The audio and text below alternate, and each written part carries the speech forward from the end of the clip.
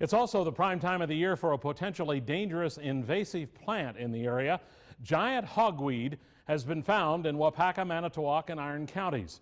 The plant's native to Asia, can sometimes grow to 20 feet tall. As Fox 11's Bill Miston learned today, it can also be mistaken for a native Wisconsin plant.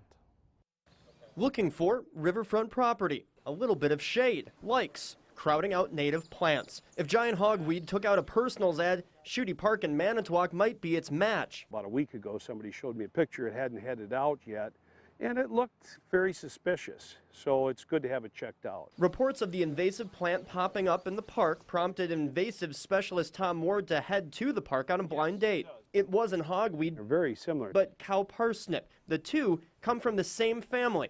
Both, Ward says, you don't want to mess with. the sap of either one of these two plants, hogweed or the cow parsnip, is very photosynthetic and photoreactive. That means the sap reacts with bare skin when exposed to sunlight. It can cause burn-like blisters, potentially cause blindness when eye contact is left untreated, and the symptoms can persist for several years after exposure. Ward says it's fairly common for people to mistake the state's native cow parsnip and its flowering head, and the much larger flowering head of the giant hogweed.